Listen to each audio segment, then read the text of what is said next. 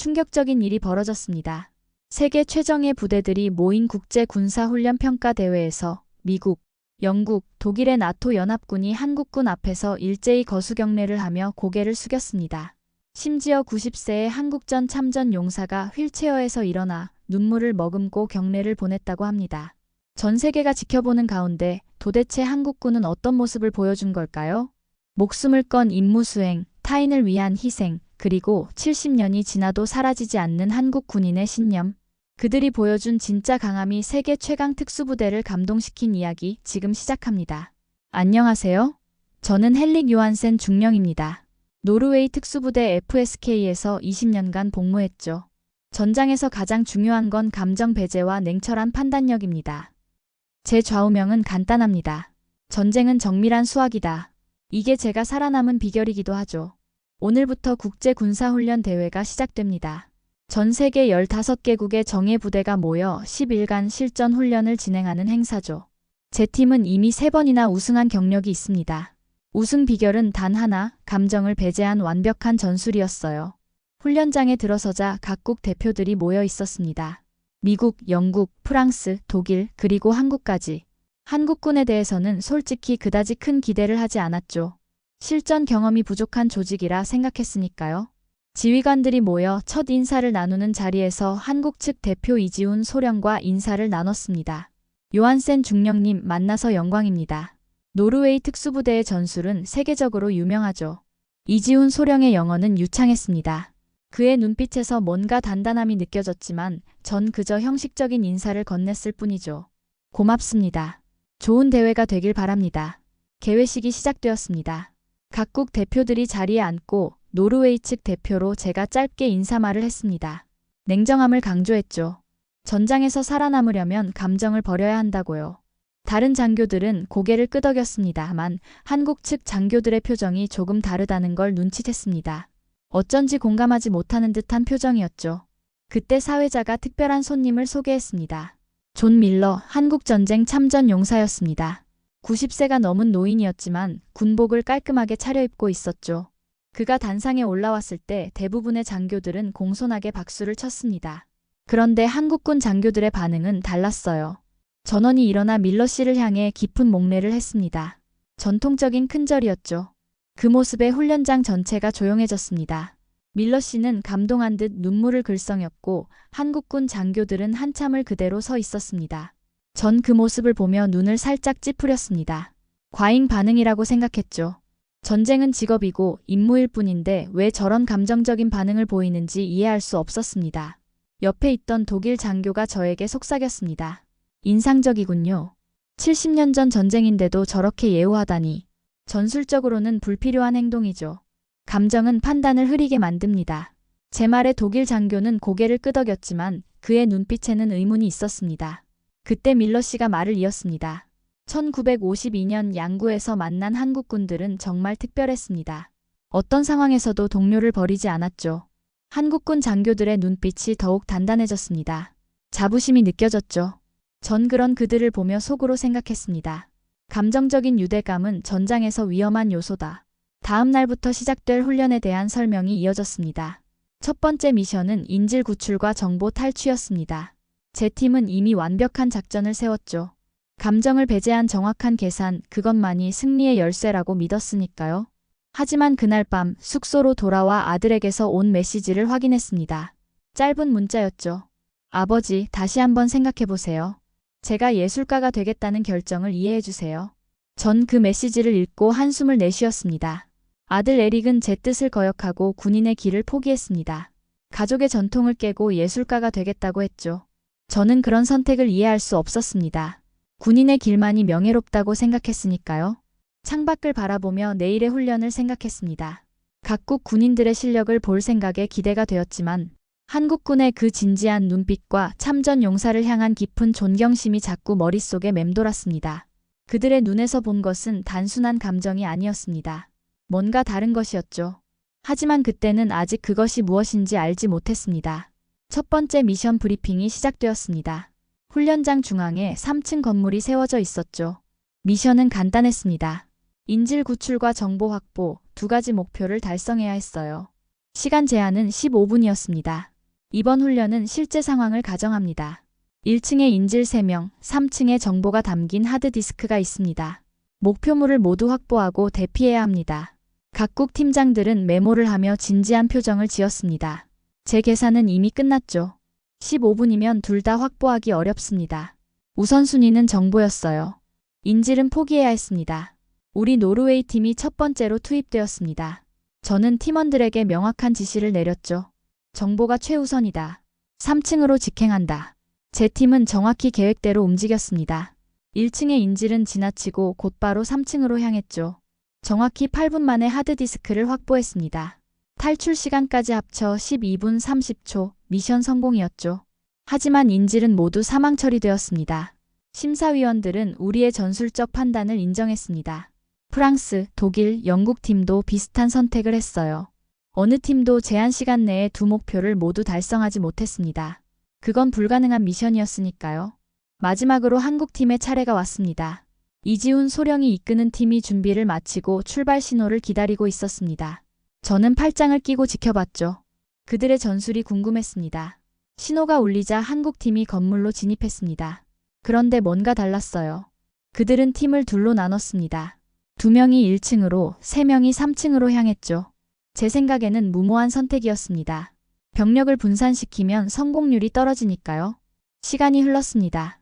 12분이 지났을 때 3층 팀이 하드디스크를 들고 나타났습니다. 그리고 놀랍게도 1층 팀도 인질 3명을 모두 구출해 건물 밖으로 대피시켰죠. 시간은 정확히 14분 28초였습니다. 심사위원들은 놀란 표정이었습니다. 저도 마찬가지였죠. 어떻게 불가능한 임무를 완수했는지 이해할 수 없었어요. 그래서 바로 질문했습니다. 어떻게 두 목표를 동시에 달성했습니까? 이지훈, 소령이 담담하게 대답했습니다. 우리는 사전에 모든 경우의 수를 분석했습니다. 인질과 정보 둘 다 포기할 수 없었죠. 미간을 찌푸리며 반문했습니다. 하지만 시간이 부족했을 텐데요. 이지훈, 소령의 표정이 진지해졌습니다. 전장에선 포기할 생명이 없습니다. 그 말에 저는 가슴이 묘하게 조여오는 느낌이 들었습니다. 감정적인 결정이라고 생각했지만 결과적으로 그들은 성공했어요. 이건 제 전략 이론으로는 설명할 수 없는 일이었습니다. 휴식 시간, 저는 의도적으로 한국 팀이 있는 곳을 피했습니다. 그들의 성공이 불편했죠. 제 전술 이론이 흔들리는 느낌이었어요. 대신 노르웨이 팀원들과 전략 회의를 했습니다.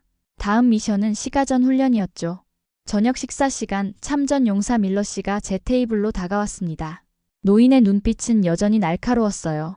요한센 중령, 오늘 한국팀의 작전을 어떻게 생각하십니까? 운이 좋았다고 생각합니다. 실전에서는 그런 방식이 위험할 수 있어요. 밀러 씨는 고개를 저었습니다. 당신은 아직 모르시는군요. 그들은 운이 아니라 의지로 움직입니다. 대답하지 않고 식사에 집중했습니다. 하지만 속으로는 오늘 본 한국팀의 움직임이 계속 떠올랐어요. 그들의 눈빛에는 단순한 임무 수행 이상의 무언가가 있었습니다. 마치 목숨을 걸고 인질을 구하는 듯한 진정성이 느껴졌죠. 숙소로 돌아와 노트북을 펼쳐 오늘의 훈련 영상을 다시 봤습니다. 한국팀의 움직임을 분석하려 했죠. 그들의 전술은 완벽했습니다. 하지만 그것만으로는 설명할 수 없는 무언가가 있었어요. 그들은 마치 실제 상황처럼 임했습니다. 모의 훈련인데도 말이죠. 창밖을 바라보며 생각에 잠겼습니다. 아들 에릭의 얼굴이 떠올랐어요. 제가 아들에게 늘 강조했던 것은 냉철함이었습니다. 감정을 배제하라고요. 그게 군인의 길이라고 가르쳤죠. 하지만 에릭은 달랐습니다. 아들은 늘 왜라는 질문을 던졌어요. 왜 싸워야 하는지, 누구를 위해 싸우는지. 그때는 그런 질문이 불필요하다고 생각했습니다. 군인은 명령에 따를 뿐이라고요. 하지만 오늘 한국팀의 눈빛에서 본 것은 아들의 질문과 묘하게 닮아 있었습니다. 그들은 왜라는 질문에 대한 답을 가지고 있는 것 같았죠. 머리를 저으며 생각을 정리했습니다. 내일은 더 복잡한 미션이 기다리고 있었어요. 감정에 휘둘리지 말아야 했습니다. 하지만 이지훈, 소령의 말이 자꾸 귓가에 맴돌았어요. 전장에선 포기할 생명이 없습니다. 그 말의 무게가 점점 더 크게 느껴졌습니다. 둘째 날 아침 시가전 훈련이 시작되었습니다. 이번 미션은 더 복잡했어요. 도심 환경을 재현한 훈련장에서 적을 제압하고 건물을 확보해야 했죠. 하지만 민간인 역할을 하는 인원들이 배치되어 있어 피해를 최소화해야 했습니다. 이번 훈련의 핵심은 민간인 피해 최소화입니다. 적과 민간인을 정확히 구별해야 합니다. 제 팀은 이미 전략을 세웠습니다. 먼저 건물 정찰 후 적의 위치를 파악하고 민간인 대피 경로를 확보한 뒤 적을 제압하는 순서였죠. 냉정하고 계산된 접근법이었습니다. 훈련이 시작되자 저희 팀은 신속하게 움직였습니다. 건물 주변을 둘러싼 뒤 내부로 진입했어요. 적군으로 보이는 인원들을 재빨리 제압했습니다. 9분 만에 건물을 확보했죠. 효율적인 작전이었습니다. 하지만 평가 결과는 예상과 달랐어요. 민간인 역할을 하던 인원 중 2명이 우리 팀에 의해 사망 처리되었습니다. 그들은 위장한 민간인이었죠. 저는 인상을 찌푸렸습니다. 불가피한 희생이라고 생각했어요. 실전에서는 항상 오판의 가능성이 있습니다. 우리는 최선을 다했습니다. 심사위원은 고개를 끄덕였지만 만족스러워 보이지는 않았어요. 다른 팀들도 비슷한 결과를 보였습니다.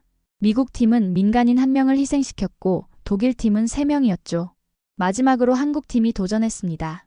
그들의 접근법은 달랐어요. 훨씬 신중하고 느렸습니다. 이지훈 소령은 각 팀원에게 구역을 할당하고 건물 내부의 모든 공간을 세밀하게 조사했죠. 그들은 민간인을 확인하기 위해 추가적인 절차를 거쳤습니다. 의심스러운 인물에게는 특별한 질문을 던지기도 했어요. 시간이 지나면서 저는 점점 답답해졌습니다. 그들의 방식은 너무 느리게 느껴졌어요. 실전에서는 이런 여유가 없습니다. 적군은 기다려주지 않으니까요. 군인이 사람을 지킨다니 저건 작전이 아니야. 옆에 있던 팀원에게 작게 말했습니다. 하지만 마음 한구석에서는 묘한 의문이 들었어요. 그들의 방식이 틀린 걸까요? 마침내 한국팀이 훈련을 마쳤습니다. 시간은 14분 43초, 다른 팀들보다 훨씬 오래 걸렸죠. 하지만 평가 결과는 충격적이었습니다. 민간인 사망자 제로, 적군은 모두 제압, 건물 구조물 손상도 최소화했어요. 완벽한 작전이었습니다. 심사위원단은 그들의 성과를 높이 평가했습니다. 한국팀은 2일 연속 최고 점수를 받았어요. 저는 믿기지 않았습니다. 그들의 방식은 비효율적이었죠. 너무 느리고 너무 신중했습니다. 하지만 결과는 명백했어요. 휴식 시간 이지훈 소령에게 물었습니다. 왜 그렇게 위험을 감수했습니까? 실전에서는 그런 여유가 없을 텐데요. 이지훈 소령은 잠시 생각하더니 대답했습니다. 우리는 전술만 수행하는 게 아닙니다. 사람을 지키는 임무도 있죠. 그 말에 저는 비웃음을 지었습니다. 하지만 속으로는 불편함이 밀려왔습니다. 제 군인 인생에서 사람이라는 단어는 그저 숫자였습니다. 작전의 일부였죠.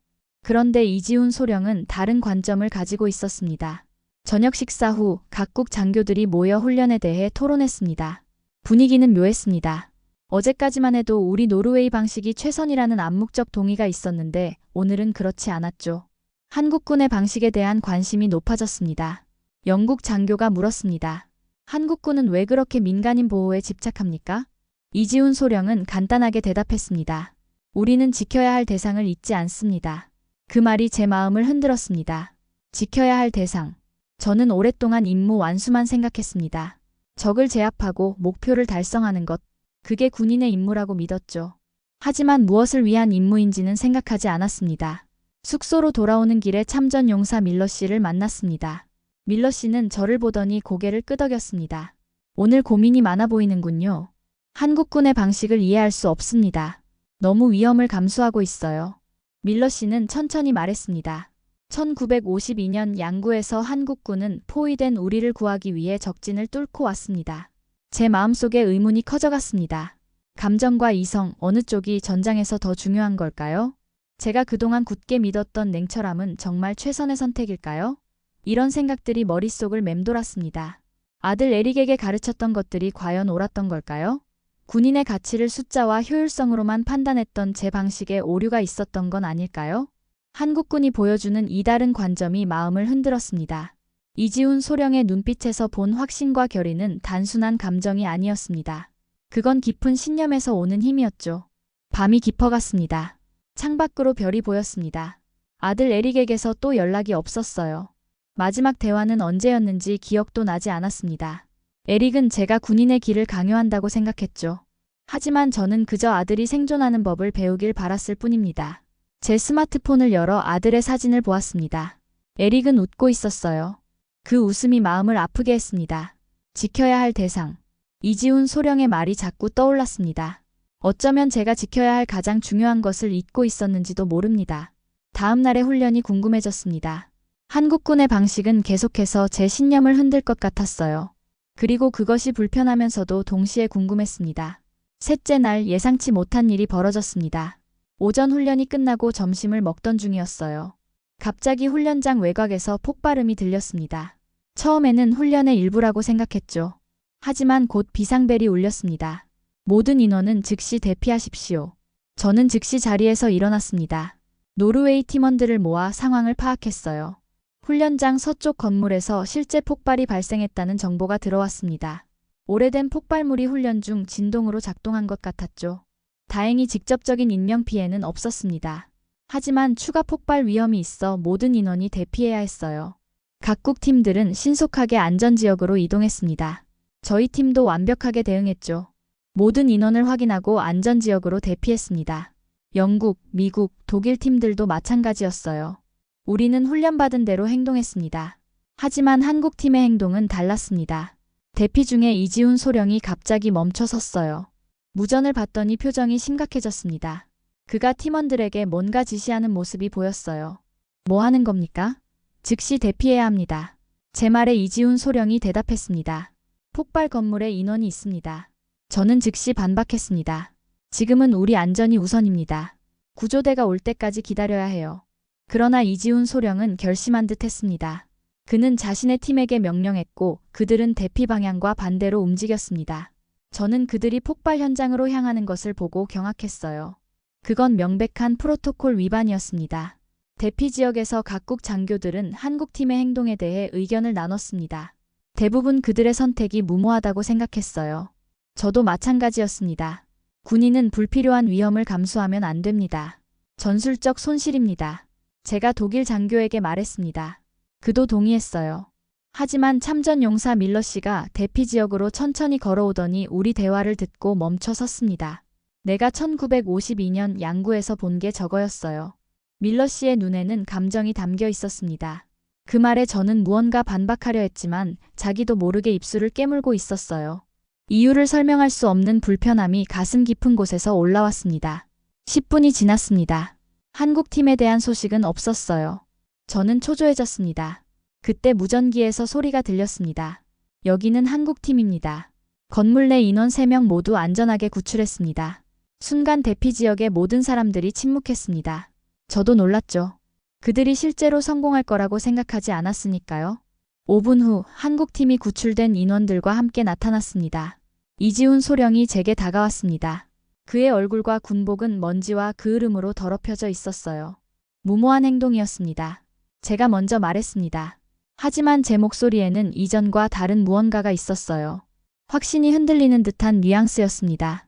필요한 행동이었습니다. 이지훈 소령의 대답은 단순했습니다. 그날 밤 숙소에서 노트북을 열었습니다. 한국전쟁에 대한 자료를 찾아보기 시작했어요. 밀러 씨가 말했던 양구에 대해 알아보고 싶었습니다. 검색 결과 1952년 양구 전투에서 한국군이 보여준 용맹함에 관한 기록들을 발견했습니다. 그들은 불가능해 보이는 상황에서도 미군 부대를 구출했고 민간인들을 보호했다는 내용이었죠. 창밖을 바라보며 생각에 잠겼습니다. 오늘 한국팀이 보여준 행동은 70년 전 그들의 선배들이 보여준 것과 같은 정신이었습니다. 그건 단순한 감정적 판단이 아니었어요. 그들에게는 어떤 원칙이 있었습니다. 생명을 지키는 것, 그것이 그들의 최우선 가치였죠. 갑자기 아들 에릭이 떠올랐습니다. 아들과의 마지막 대화에서 저는 규율과 명령의 중요성을 강조했었죠. 하지만 에릭은 다른 질문을 했었습니다. 아버지, 군인은 무엇을 위해 싸우나요? 당시 저는 그 질문을 무시했습니다. 창문을 통해 훈련장의 불빛이 보였습니다. 내일은 또 다른 도전이 기다리고 있었죠. 하지만 오늘 일어난 일들로 인해 저는 더 이상 예전의 확신을 가질 수 없었습니다. 무언가가 변하고 있었어요. 제 안에서요. 넷째 날 상황은 더욱 극적으로 흘러갔습니다. 어제의 실제 폭발 사태로 훈련 일정이 조정되었어요. 안전 점검이 끝난 후 특별 미션이 준비되었습니다. 폭발물 제거 훈련이었죠. 어제 상황과 연계된 시나리오였습니다. 이번 미션은 건물 내 폭발물을 안전하게 제거하는 것입니다. 각 팀은 위험 상황에서의 대처 능력을 평가받게 됩니다. 훈련장 중앙에 새로운 건물이 준비되었습니다. 내부에는 모의 폭발물이 설치되어 있었어요. 처음 보기에는 간단한 임무처럼 보였습니다. 폭발물을 찾아 안전하게 제거하면 되는 거였죠. 하지만 상황은 갑자기 변했습니다. 주의하십시오. 건물 내 폭발물 중 하나가 작동 개시되었습니다. 폭발까지 5분 남았습니다. 즉시 대피하십시오. 이 말이 무전기를 통해 들려왔습니다. 독일팀이 건물에 있었죠. 그들은 즉시 대피했습니다. 훈련의 일부였지만 상황은 매우 사실적으로 연출되었어요. 대부분의 팀들은 프로토콜에 따라 대피를 선택했습니다. 이건 정상적인 판단이었죠. 그런데 한국팀의 대응은 달랐습니다. 이지훈 소령이 아닌 다른 장교 정대호 대위가 앞으로 나섰어요. 그는 훈련 감독관과 짧게 대화를 나눈 후 방호복을 입기 시작했습니다. 대위, 무슨 생각입니까? 즉시 대피해야 합니다. 심사위원 중 한 명이 말했습니다. 하지만 정대호 대위는 단호했어요. 모의 폭발물이라도 실제 상황처럼 대응하겠습니다. 저는 그 모습을 보며 고개를 저었습니다. 또 다시 감정적인 판단이라고 생각했죠. 하지만 어제의 사건이 떠올랐습니다. 어쩌면 그들에게는 다른 판단 기준이 있는 것일지도 모른다는 생각이 스쳐 지나갔어요. 정대호 대위는 방호복을 입고 건물로 달려갔습니다. 모든 사람들이 숨을 죽이고 지켜봤습니다. 이건 훈련이었지만 긴장감은 실제 상황 못지않았어요. 저는 자신도 모르게 주먹을 꽉 쥐고 있었습니다. 마음속 깊은 곳에서 불안함이 올라왔습니다. 4분이 지났습니다. 정대호 대위는 아직 나오지 않았어요. 1분 남았습니다. 모두가 시계를 보며 초조해했죠. 저는 갑자기 제 과거가 떠올랐습니다. 아프가니스탄에서의 임무 중 한 명의 동료를 포기해야 했던 순간이었어요. 시간이 없었고 판단을 내려야 했습니다. 저는 임무 완수를 선택했죠. 냉철한 판단이었지만 그 후로 동료의 얼굴이 꿈에서 자주 나타났습니다. 30초가 남았을 때 건물 문이 열렸습니다. 정대호 대위가 모에 폭발물을 안고 달려나왔어요. 그는 즉시 지정된 안전지역으로 달렸습니다. 그곳은 건물에서 약 300m 떨어진 곳이었죠.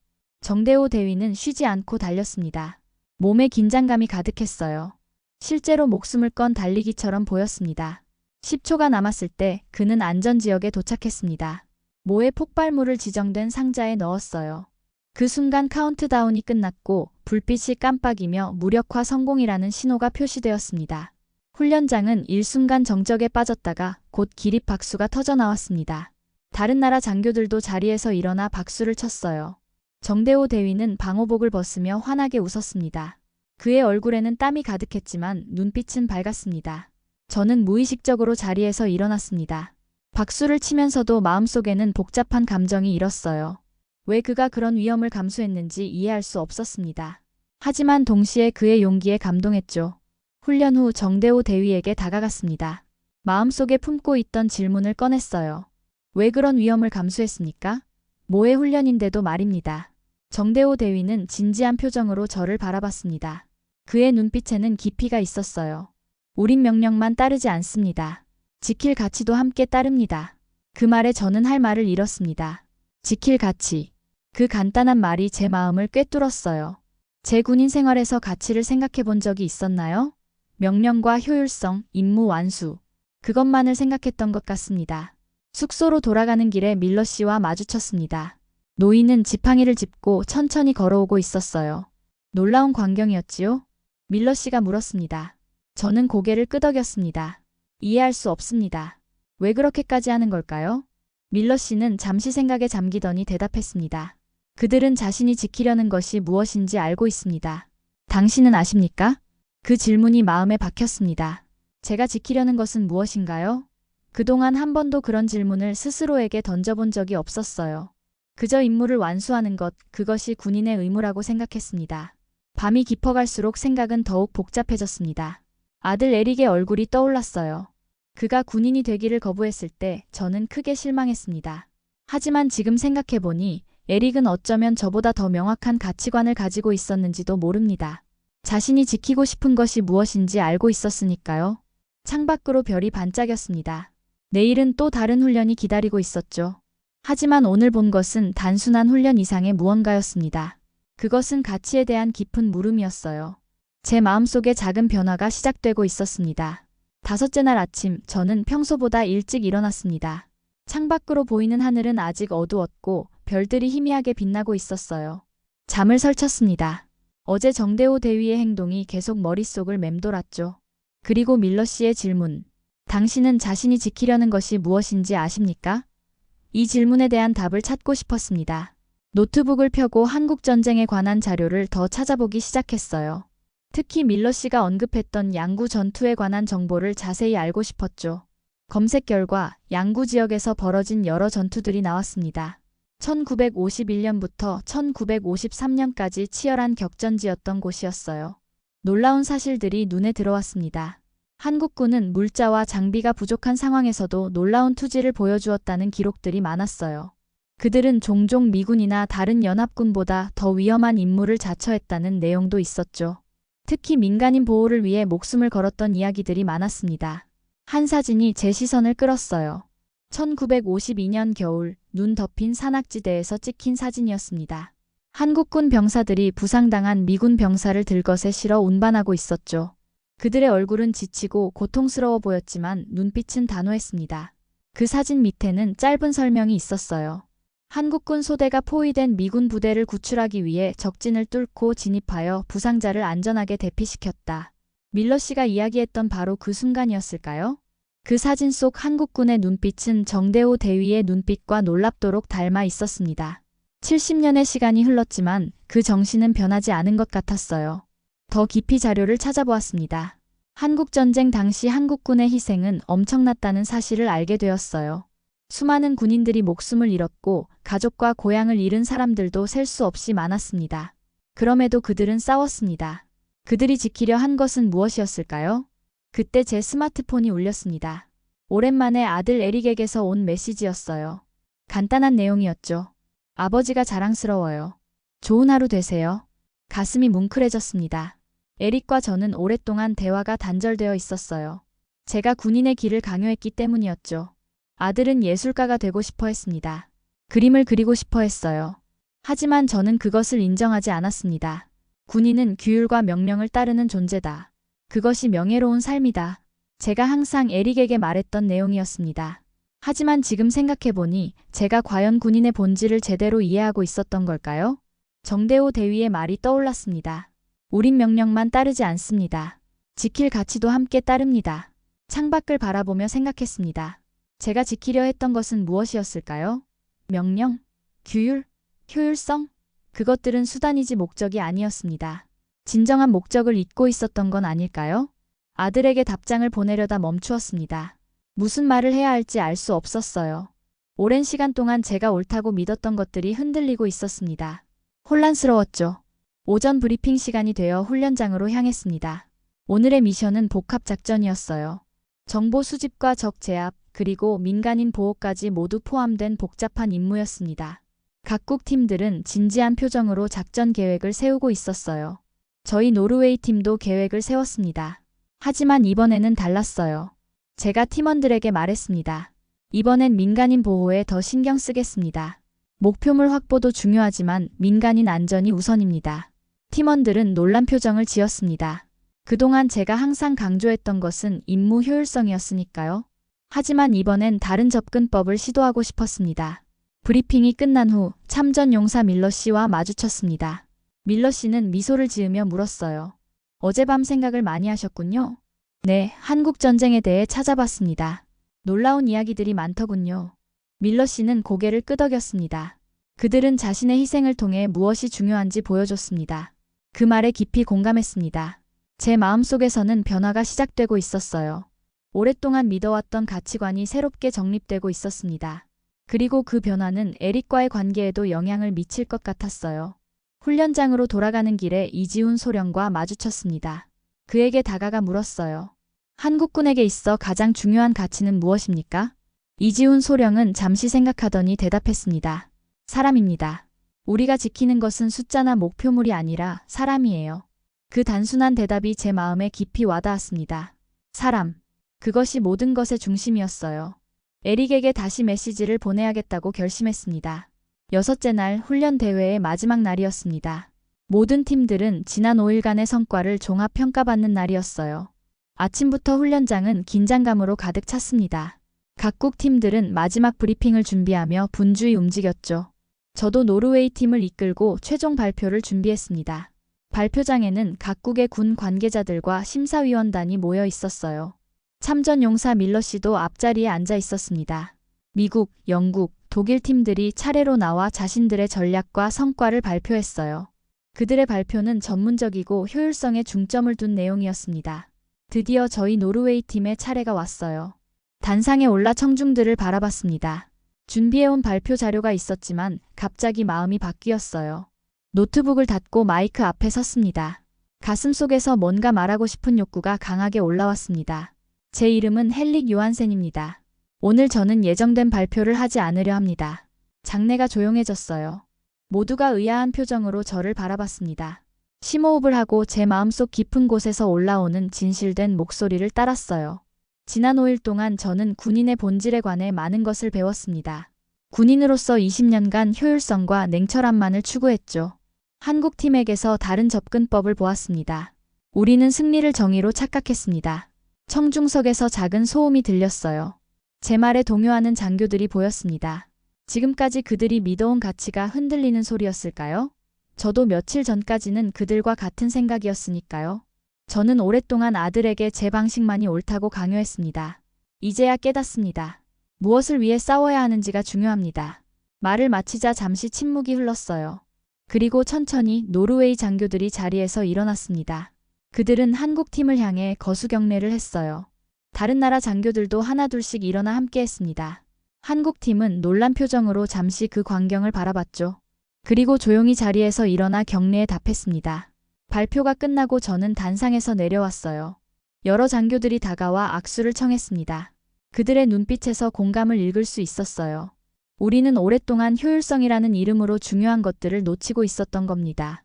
브리핑룸을 나와 복도를 걸을 때 가슴 속에서 무거운 짐이 내려가는 느낌이 들었어요. 오랫동안 굳게 믿었던 가치관이 바뀌는 것은 쉽지 않았지만 지금은 마음이 한결 가벼웠습니다. 마치 오랜 안개가 걷히고 맑은 하늘이 보이는 것 같았어요. 훈련 결과가 발표되었습니다. 예상대로 한국팀이 종합 우승을 차지했어요. 놀랍게도 저희 노르웨이 팀은 2위였습니다. 하지만 이제 그 순위는 중요하지 않게 느껴졌어요. 우리 모두는 더 중요한 가치를 배웠으니까요.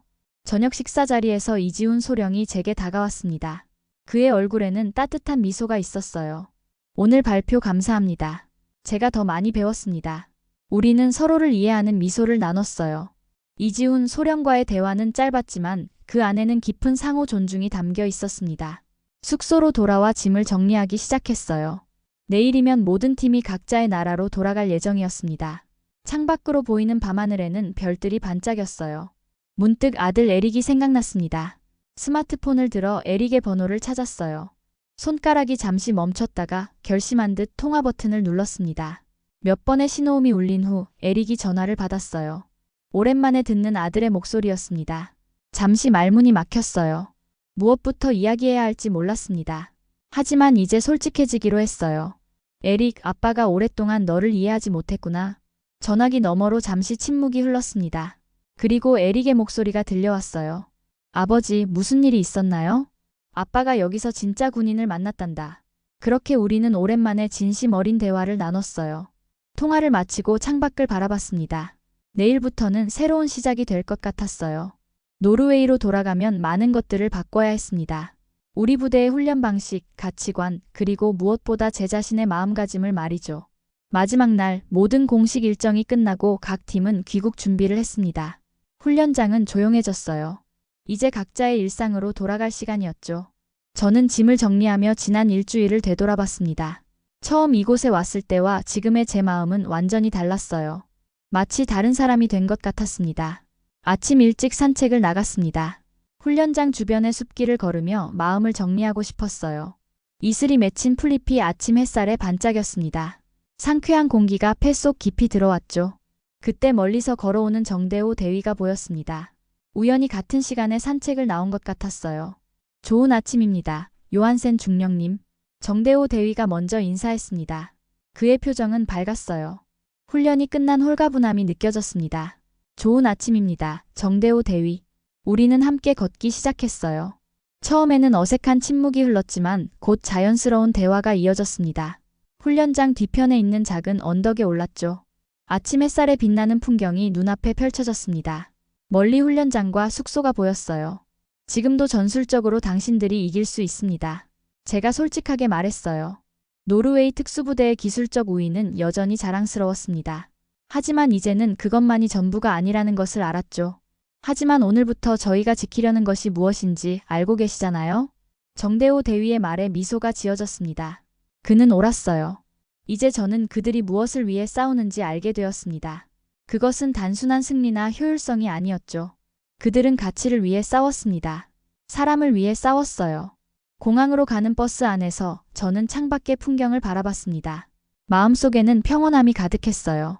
이번 훈련은 제게 군인으로서뿐만 아니라 한 사람으로서도 큰 변화를 가져다 주었습니다. 공항에 도착하자 각국 팀들은 서로 작별 인사를 나눴어요. 한국 팀과 악수를 나누며 마지막 인사를 했습니다. 이지훈 소령이 제게 작은 선물을 건넸죠. 태극기가 그려진 작은 배지였습니다. 우리나라를 기억해 주세요. 절대 잊지 않을 겁니다. 비행기에 탑승한 후 창밖으로 멀어지는 땅을 바라봤어요. 이제 노르웨이로 돌아가야 했습니다. 다시 일상으로 돌아가겠지만 예전과는 다른 마음가짐으로 돌아갈 거예요. 비행기가 안정된 고도에 오르자 휴대폰을 켰습니다. 아들 에릭에게 전화를 걸었어요. 이번에는 더 많은 이야기를 나누고 싶었습니다. 아빠, 어디세요? 지금 귀국하는 비행기 아니란다.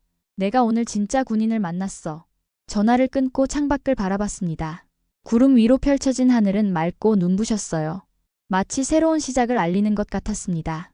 제 마음속에서도 무언가 새롭게 피어나고 있었죠. 진정한 강함이란 무엇일까요? 그것은 단순한 전술이나 무기의 우수성이 아닙니다. 무엇을 위해 싸우는지 아는 것, 그것이 진정한 강함의 핵심이었죠. 한국 팀에게서 배운 가장 중요한 교훈이었습니다. 그들은 자신들이 지키려는 가치를 명확히 알고 있었어요. 그리고 그 가치를 위해 기꺼이 희생할 준비가 되어 있었습니다. 이제 저도 알게 되었습니다. 제가 지키고 싶은 것이 무엇인지를요. 그것은 바로 에릭이었습니다. 제 아들, 그리고 그가 꿈꾸는 세상이었어요. 군인으로서의 제 임무도 결국은 그런 세상을 지키는 것이 아니었을까요? 비행기는 구름 위로 계속 날아갔습니다. 저는 눈을 감고 잠시 휴식을 취했어요. 마음이 평온했습니다. 이제 진정한 임무가 시작되는 것 같았죠. 제 인생에서 가장 중요한 변화가 시작되고 있었습니다. 그리고 그 변화는 한국군에게서 배운 진정한 강함에서 비롯된 것이었어요. 그들이 보여준 희생과 헌신, 그리고 가치에 대한 확고한 신념은 제 마음속에 깊이 새겨졌습니다. 제 군인 생활 20년보다 이 일주일이 더 값진 시간이었어요. 오늘의 사연은 어떠셨나요? 이번 영상을 어떻게 생각하시는지 댓글로 의견을 남겨주시고 좋아요를 눌러주세요. 다음에도 더 흥미진진한 사연으로 찾아뵙겠습니다. 여러분의 사연 제작소 감동 나누기였습니다. 감사합니다.